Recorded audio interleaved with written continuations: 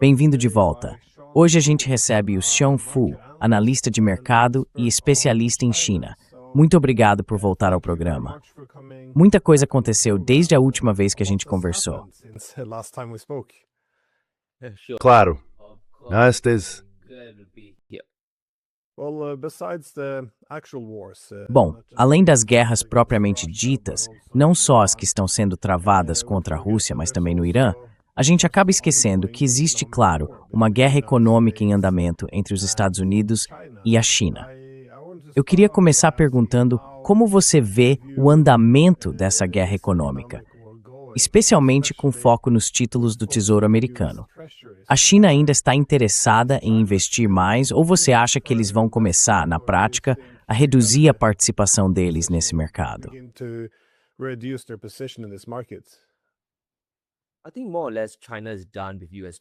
Eu acho que, mais ou menos, a China já terminou com os títulos do Tesouro Americano.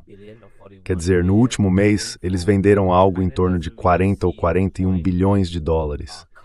E daqui para frente, eu acho que a China não vê muito sentido em manter a economia deles tão ligada à dos Estados Unidos. Se a gente olhar para todo o impasse dos últimos 60, 90 dias, especialmente quando falamos da guerra no Irã, bem, no fim das contas, isso é, de certa forma, uma maneira de conter a economia chinesa. Agora, se olharmos para o fluxo de petróleo que sai de Hormuz até a China compra muito petróleo europeu, e nesse momento esses fluxos estão comprometidos, certo? Mas, obviamente, isso não é um grande problema para a China, porque entre 90% e 95% da geração de energia deles não vem de petróleo nem de gás.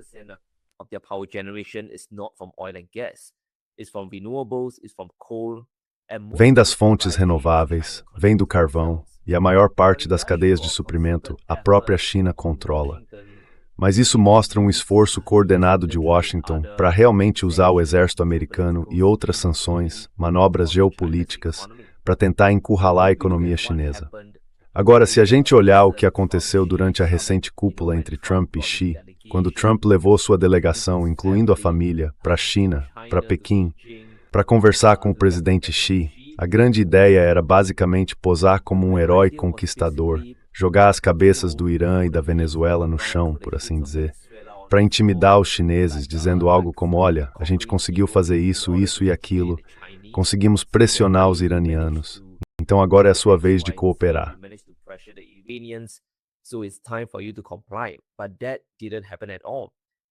Mas isso não aconteceu, de jeito nenhum. A gente viu muita súplica do lado do governo Trump. Eles realmente não pressionaram os chineses em nada. E ainda aceitaram frases dos chineses dizendo algo como, sim, vamos analisar a questão das terras raras. Mas na prática, é bem provável que não façam nada, né? Vão continuar controlando a torneira. E eu não acho que a China vá se reconectar de verdade com os Estados Unidos daqui para frente, muito menos comprando mais títulos do Tesouro.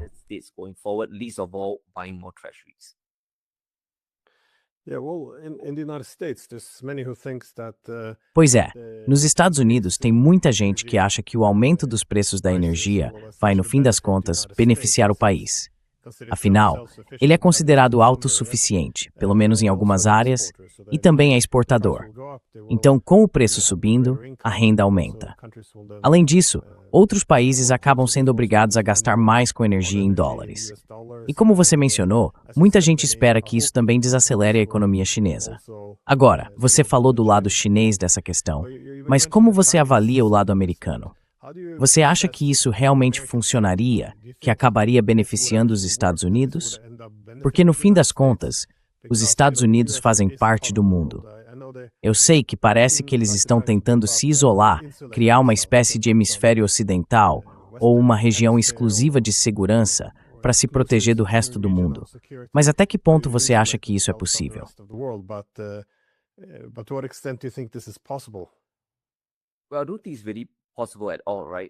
Olha, eu realmente não acho que isso seja possível, certo? Vamos pegar um exemplo que você acabou de mencionar. É verdade que, por causa da restrição no fluxo de petróleo vindo de Hormuz, muitos países estão sendo obrigados a comprar mais petróleo americano. Isso é fato.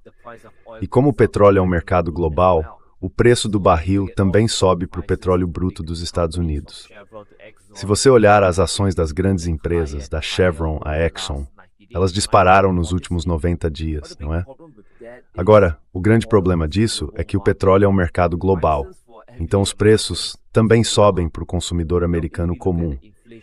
E se a gente olhar os números da inflação nos últimos 2 meses, eles estão simplesmente horríveis, né?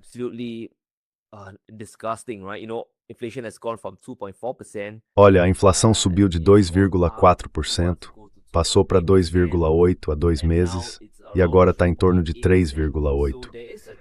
Então tem uma tendência clara de alta da inflação. Agora não há dúvida de que as grandes petroleiras vão lucrar com isso. Mas outras partes da economia real vão sofrer, certo? Os americanos estão pagando entre 500 e talvez $1.000 a mais por ano só nas contas de combustível. Mais cedo ou mais tarde, o consumo vai ceder. Alguma coisa vai ter que mudar. As pessoas talvez deixem de gastar em restaurantes, comprem menos no Walmart, cortem os gastos supérfluos. Então já dá para ver várias rachaduras se formando na economia dos Estados Unidos. E com os preços de energia mais altos, a inflação sobe e os rendimentos dos títulos também devem continuar elevados.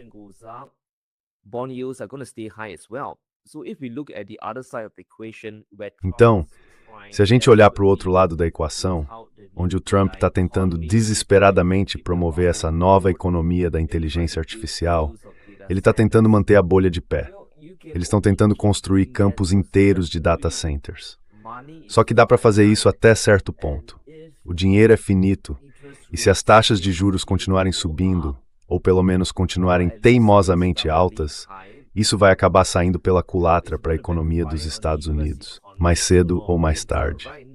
Agora mesmo, a gente está vendo o mercado de ações com avaliações que parecem de bolha, e o Trump continua dizendo que a guerra está acontecendo, depois que não está mais, que vão discutir alguma coisa com o Irã ou não. Agora querem que o Irã abra mão das armas nucleares e assine isso no papel. Então está todo mundo num grande estado de confusão. E eu não acho que os Estados Unidos consigam se isolar.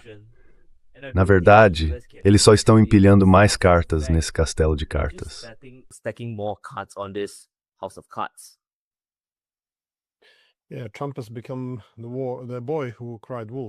Pois é, o Trump virou meio que o menino que gritava lobo.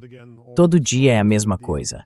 Ou o Irã vai ser bombardeado de novo, ou estamos prestes a fechar um acordo. É até estranho que os mercados ainda reajam às declarações dele, porque elas parecem pouco confiáveis e claramente voltadas para manipular ou influenciar o mercado. Mas, enquanto os mercados financeiros estão, digamos, numa situação bem complicada, um ponto central dessa guerra econômica continua sendo a disputa tecnológica, ou a guerra dos chips, se a gente quiser chamar assim. Se a gente lembrar, no começo a ideia era que se cortassem o acesso da China aos chips americanos, as grandes empresas de tecnologia chinesas iam começar a tropeçar, ou iam estagnar, ou entrar em declínio. Só que claramente não foi isso que aconteceu. Então onde é que a gente está hoje nessa guerra dos chips?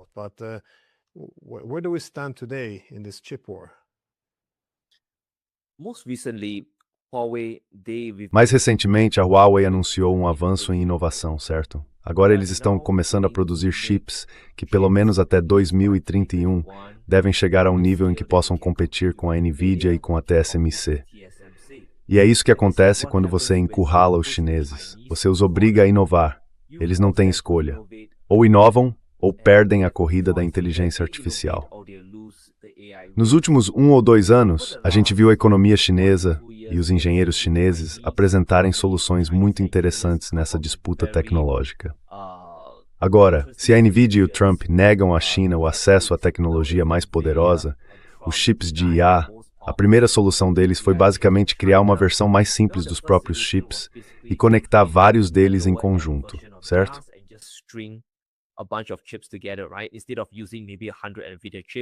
Em vez de usar talvez 100 chips da NVIDIA, a gente vai usar 1000 chips da Huawei.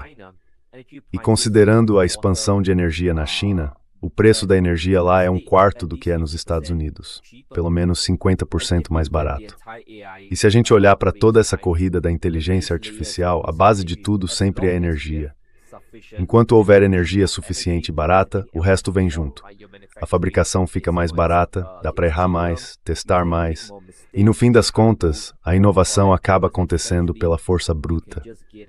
É por isso que eu acho que essa corrida dos chips está começando a sair pela culatra.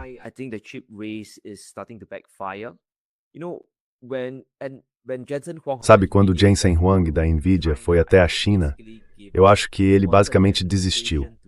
Ele queria que o governo simplesmente deixasse a China comprar os chips mais avançados.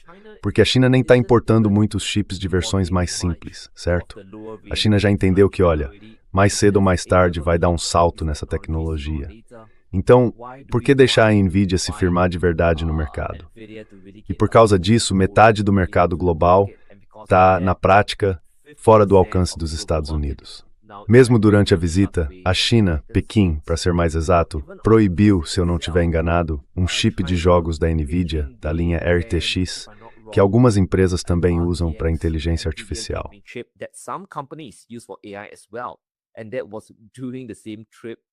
E isso foi durante a mesma viagem em que o Trump foi visitar o presidente Xi.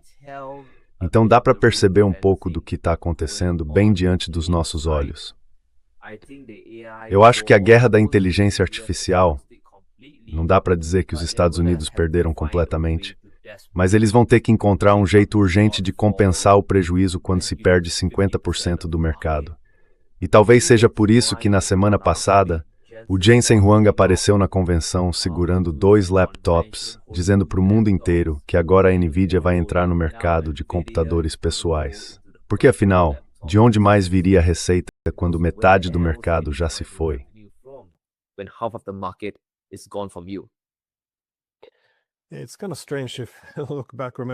É meio estranho quando a gente olha para trás. Lembra? Foram os Estados Unidos que decidiram, em grande parte, se afastar do mercado chinês. Se você quer liderar em inovação, precisa ter alguma fonte de receita.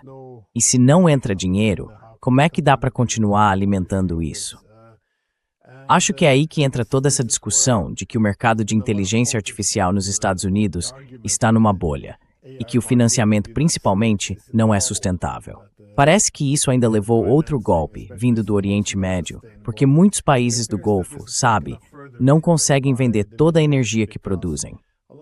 E eles costumavam investir muito dinheiro não só em títulos do Tesouro Americano, mas também em projetos de IA nos Estados Unidos. Você acha que isso vai ter um impacto real ou acha que é um exagero?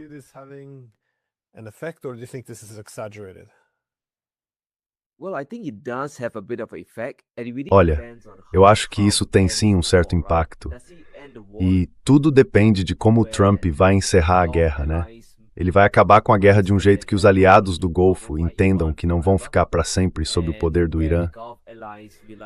E que esses aliados percebam que, pelo menos, os Estados Unidos não estão tratando a gente completamente como lixo. Porque se os Estados Unidos continuarem desse jeito, com a guerra se arrastando indefinidamente, a gente vai ver mais revolta, digamos assim, dentro das alianças. Até agora, a gente já viu os Emirados Árabes se afastarem da OPEP. E isso mostra bem que, quando a guerra terminar, eles vão precisar de muita receita para reconstruir uma economia que ficou em pedaços. O turismo caiu e várias instalações de petróleo foram atingidas.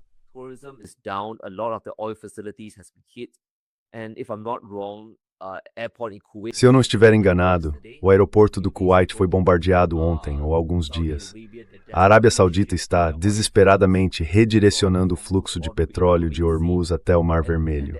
E o Estreito de Bab al-Mandeb vive sob ameaça constante dos Houthis, se eu não estiver errado. Por causa disso, eu acho que tudo depende de como Trump vai conseguir encerrar essa guerra. Será que ele consegue costurar algum tipo de acordo que agrade tanto os iranianos quanto os aliados do Golfo? Acho que isso vai ser difícil.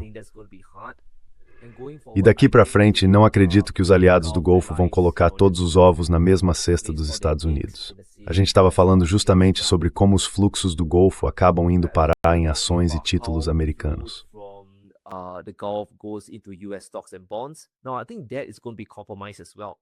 Agora, eu acho que isso também vai acabar sendo comprometido. Nos últimos 3 dias, a gente viu vários anúncios do Scott Bessent, o secretário do Tesouro, falando sobre como os ativos iranianos foram confiscados. Não é muita coisa. Ele chegou a se gabar de ter confiscado cerca de US$ 1 bilhão em criptomoedas iranianas. E isso é algo bem preocupante, porque muita gente parte da ideia de que o dinheiro, quando você compra Bitcoin ou outras criptomoedas, fica lá no espaço digital, anônimo, fora do alcance de qualquer um, que ninguém consegue ver, que dá para transferir de um país para o outro sem deixar rastro. Mas o que ficou claro é que os Estados Unidos conseguem rastrear tudo isso na blockchain pública.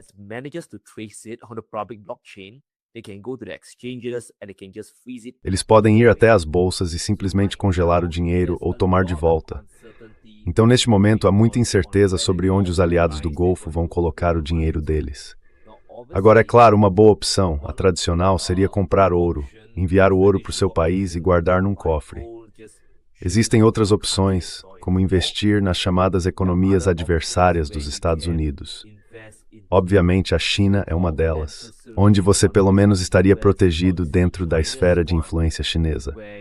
Então, a ideia é espalhar os ovos em diferentes cestos. E eu não acho que isso seria bom para os ativos americanos em geral.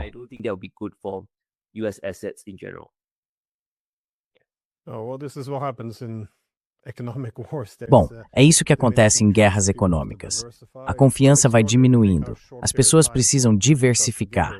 É até impressionante se a gente pensar em quão pouco tempo levou para chegarmos a esse ponto, em que os Estados Unidos começaram a confiscar e roubar ativos soberanos de outros países. Eles roubam ouro, como já vimos acontecer, sequestram navios e agora, claro, estão entrando também nas criptomoedas, conseguindo apreender isso também. Então, é óbvio que os países precisam reagir a isso. Mas no caso dos países do Golfo, não existe essa ideia de que os acordos de segurança com os Estados Unidos estejam diretamente ligados aos laços econômicos com eles. Isso não é algo novo. Na verdade, para os países do Golfo, o fato de terem sido protegidos pelos Estados Unidos é uma das principais razões pelas quais eles vendem o petróleo em dólares, e não, por exemplo, em ouro ou em yuan chinês. E também é por isso que eles investem boa parte desse dinheiro nos Estados Unidos.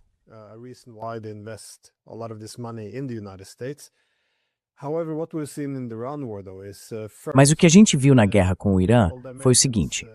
Primeiro, os americanos já tinham usado boa parte do seu armamento na Ucrânia, então não tinham o suficiente para enfrentar o Irã.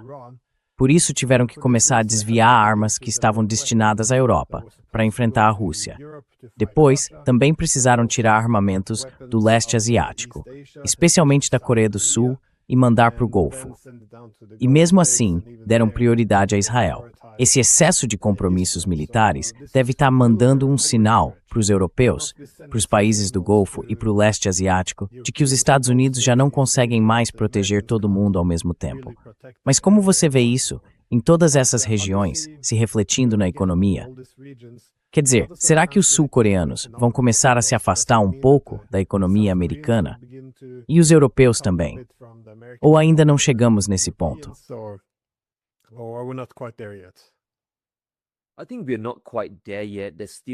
Acho que a gente ainda não chegou lá. Ainda existem muitas parcerias acontecendo entre os japoneses, os coreanos e os Estados Unidos. Como dá para ver, agora há um esforço conjunto dos Estados Unidos e dessas economias para investirem uns nos outros. E mais recentemente a gente também vê a Nvidia investindo mais dinheiro na TSMC, ou pelo menos em Taiwan. Isso, de certa forma, é um tipo de escudo tecnológico, né? Usar o dinheiro para proteger suas economias, pelo menos da ameaça percebida da China. Eu acho que daqui para frente a gente vai ver muita emissão de dinheiro, muito endividamento, especialmente quando se trata de rearmamento. No fim das contas, todas essas economias, sejam os coreanos, sejam os japoneses, já conseguem ver em tempo real que não dá para depender só do guarda-chuva de segurança americano.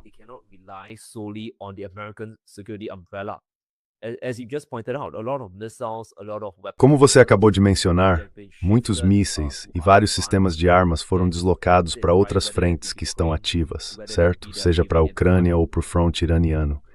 Então, todos esses países sabem, mesmo que de forma especulativa, que vão ter que se mobilizar.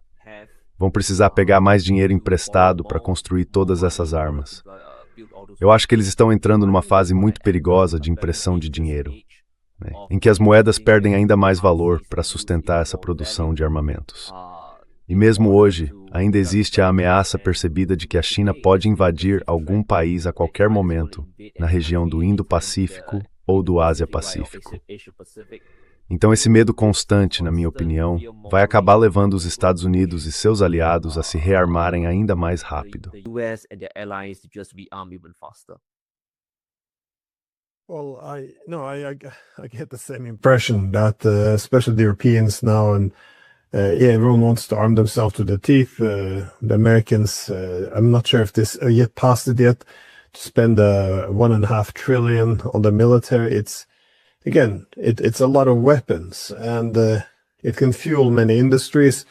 During this kind of military buildup, there's often technological innovation, but no one in the West or Parece realmente preparado para isso financeiramente. Quer dizer, todos estão cheios de dívidas e a inflação já está alta.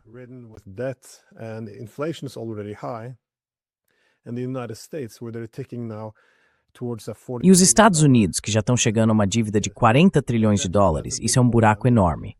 Até que ponto você acha que isso pode continuar?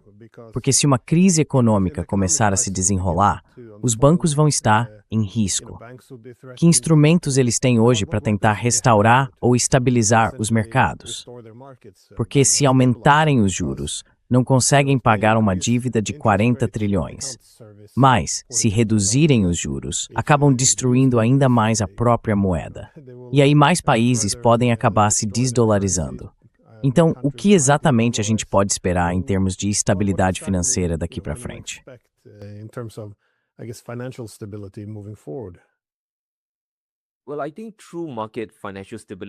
Olha, eu acho que a verdadeira estabilidade financeira de mercado praticamente acabou, né? A gente está agora num novo cenário, onde aquele período de juros baixos chegou ao fim. As taxas de juros continuam altas, estão bem resistentes e até subindo. E como você mencionou, a dívida de 40 trilhões de dólares deve crescer ainda mais.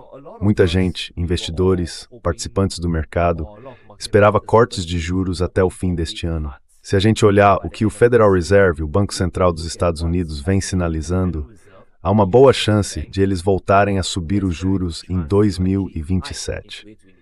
Isso vai piorar ainda mais a situação da dívida. Os Estados Unidos já estão presos num verdadeiro dilema, não é?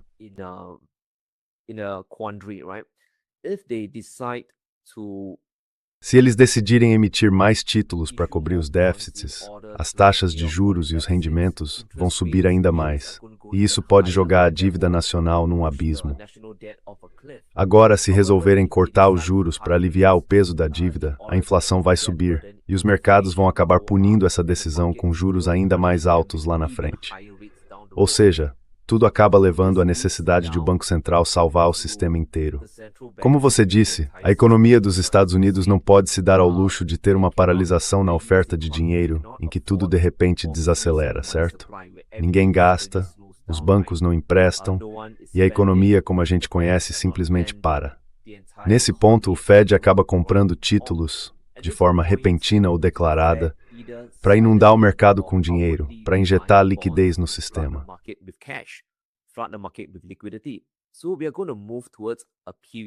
Então a gente vai entrar num período em que ou acontece uma crise sistêmica, por exemplo, digamos que a bolha da inteligência artificial estoure, ou a bolha dos semicondutores imploda, ou de alguma forma todo mundo perca a confiança porque a guerra do Trump com o Irã demorou demais, e aí, basicamente, a confiança desaba.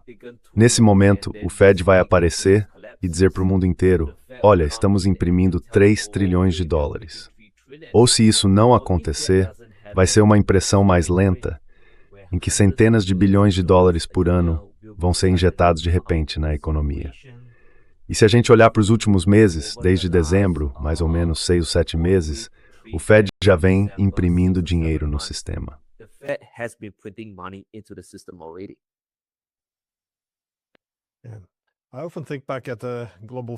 Eu costumo lembrar da crise financeira global de 2008 e 2009, quando basicamente não havia alternativas aos Estados Unidos. Diziam, né, que o dólar era a camisa mais limpa do cesto, por assim dizer. E não havia muito o que fazer para diversificar. Mas como você sabe, depois disso, foi quando a China começou a desenvolver seus próprios corredores de transporte.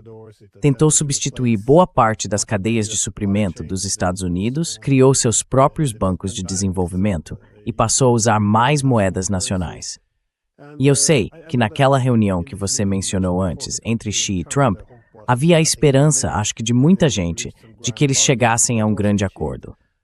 Isso não aconteceu. Mas depois desse encontro com Trump, o presidente Putin também foi a Pequim.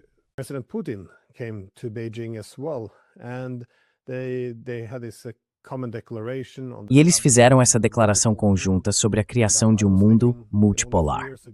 E eu fiquei pensando, há só 3 anos, Putin e Xi foram pegos no microfone aberto dizendo que o mundo mudaria mais do que mudou em 100 anos. Então, o que você acha que vai ser essencialmente a solução quando os mercados dos Estados Unidos começarem a desabar? A guerra tecnológica deles não vai prevalecer. O dólar vai começar a enfraquecer.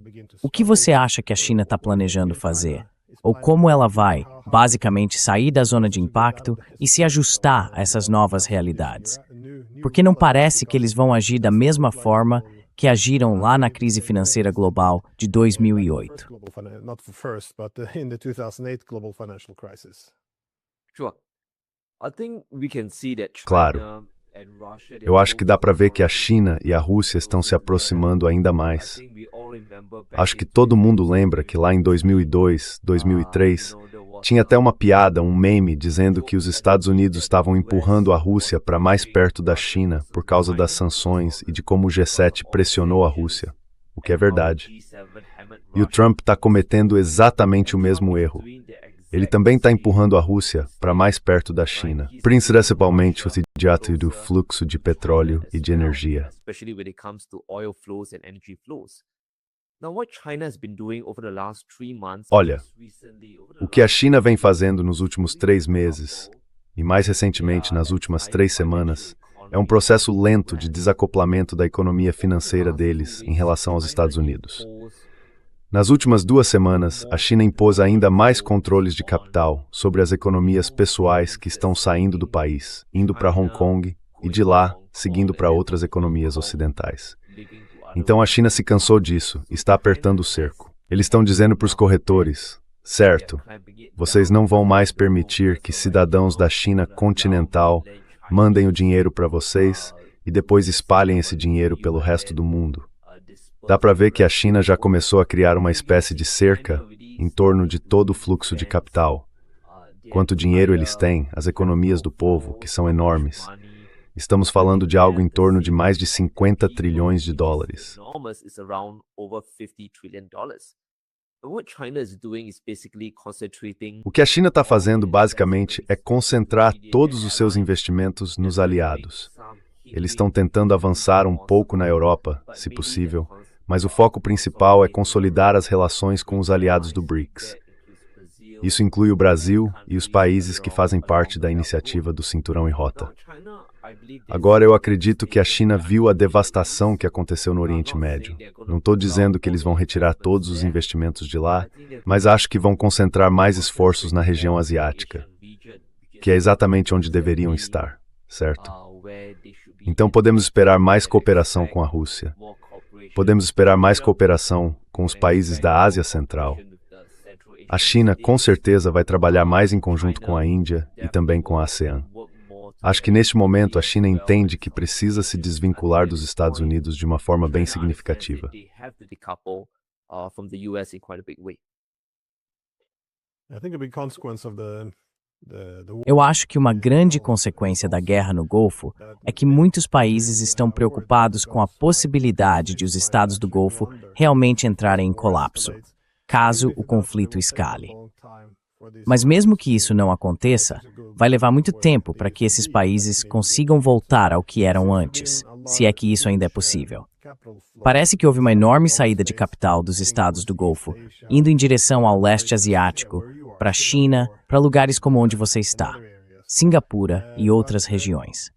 Agora, sobre a China tentar se desvincular dos Estados Unidos, você acha que isso também pode limitar a posição dela na Europa? Porque os europeus começaram em grande parte a repetir os mesmos argumentos dos americanos. Ou seja, ficaram muito preocupados com o que chamam de excesso de capacidade da China. De novo, é um conceito curioso. Ninguém fala sobre o excesso de capacidade digital dos Estados Unidos, ou o excesso de produção de vinho da França, ou o excesso de moda da Itália.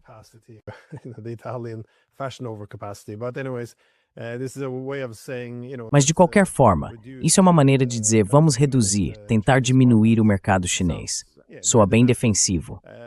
Mas como você acha que a China vai reagir a isso? Porque os mercados europeus já estão numa situação muito difícil. Eles estão se desconectando, primeiro da energia russa, e agora estão sendo forçados a ter menos contato com os países do Golfo. Os preços da energia estão nas alturas. A Europa começa a se desindustrializar de forma acelerada. E o que isso significa para a China?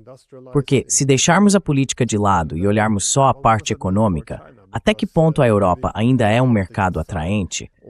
Ou isso já faz parte desse processo de desacoplamento?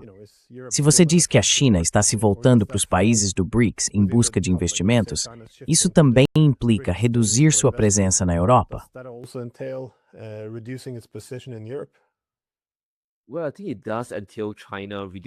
Olha, eu acho que isso sim envolve a China reduzir sua presença na Europa.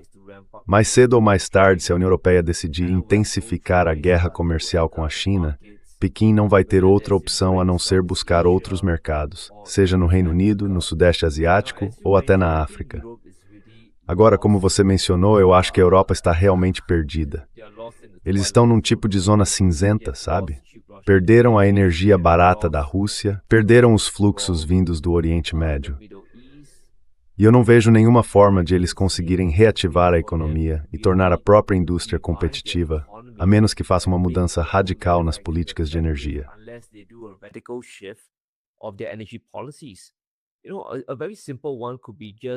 Olha, uma coisa bem simples seria, sei lá, desmontar algumas das políticas verdes ou começar a reativar algumas usinas nucleares. É simples assim. Porque eles têm poucas opções e a maioria delas eles acham desagradável. Voltar a depender do Putin pelo gás natural. A própria von der Leyen já disse que isso é desagradável. Pedir ajuda para os chineses, sabe, para conseguir painéis solares. Bom, vocês colocaram tarifas, então acabaram aumentando o próprio custo de produção. Então, os europeus ficaram com pouquíssimas opções.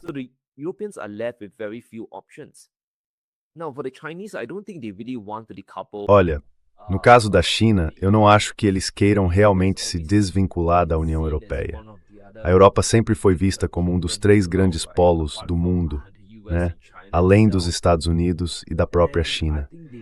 E eu acho que eles ainda veem alguma esperança na União Europeia. Mas a grande dúvida é quanto tempo isso vai levar. Então, na minha visão, a China está jogando de forma cautelosa, tentando equilibrar as apostas. Eu realmente não acho que a China queira se separar da União Europeia. Ainda existe uma base de consumidores importante lá, e claro, alguns países europeus continuam sendo relativamente ricos. Por isso, eu não acredito que os chineses queiram cortar laços com a Europa de forma definitiva.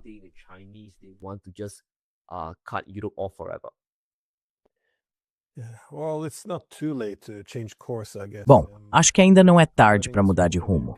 Eu também estou esperando que os líderes europeus parem de insistir em políticas que já fracassaram e busquem algum tipo de correção de rota. Ainda não chegamos lá, mas talvez, quando a dor começar a apertar, eles mudem de direção. Bom, acho que isso me leva à minha última pergunta. Para onde você acha que o bom dinheiro está indo hoje em dia? Porque a gente está vendo uma enorme turbulência nos mercados internacionais. O centro geoeconômico de poder está se deslocando cada vez mais para o leste. Onde as pessoas investem? Eu sei que você é muito ligado em ouro, em prata e em metais, mas onde mais as pessoas colocam o dinheiro hoje para, digamos, preservar o patrimônio e, de preferência, fazer ele crescer também?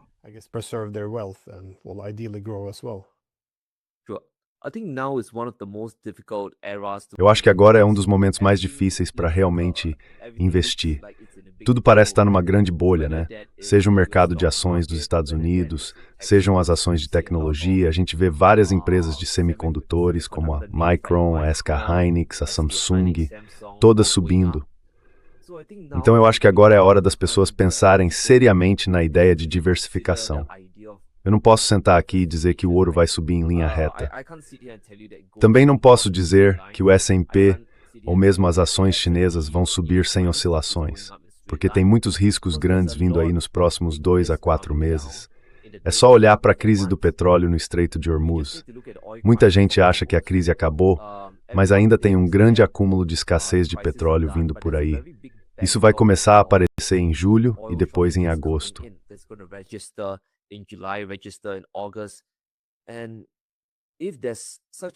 E se o volume de petróleo for tão baixo assim, isso significa que os preços vão subir. E a única forma de equilibrar isso é as pessoas consumirem menos. Aí o preço do petróleo cai, justamente porque o consumo diminui. E isso por si só pode estourar a bolha. Mas ao mesmo tempo, se você comprar títulos ou deixar o dinheiro parado em caixa, ele vai perder valor com a inflação. Então, eu acho que esse é o momento de espalhar os ovos em várias cestas. Ter um pouco de ouro não é ruim. Ter algumas ações internacionais também não é uma má ideia. Investir na China, por exemplo, o renminbi tem se mantido forte e esse é um bom caminho. Então eu não acho que consiga dar uma resposta definitiva para ninguém agora. Pessoalmente, eu continuo comprando ouro todo mês, todo trimestre, porque vejo a tendência de longo prazo. Mas colocar todos os ovos numa única cesta nesse momento, eu acho extremamente arriscado.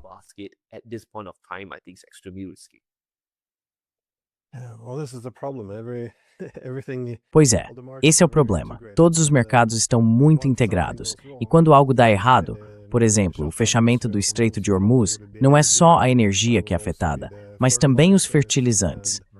E com uma crise de energia e uma crise alimentar, dá para esperar o surgimento de mais conflitos pelo mundo. Isso volta a impactar os mercados de novo. Então, com tantas variáveis em jogo, e com esses conflitos agora envolvendo a maioria das grandes potências, se não todas, fica muito difícil fazer qualquer tipo de previsão. Deixa eu te perguntar, onde as pessoas podem te encontrar? Porque eu gosto muito do canal que você tem no YouTube. Então, se alguém quiser te acompanhar, onde pode te achar?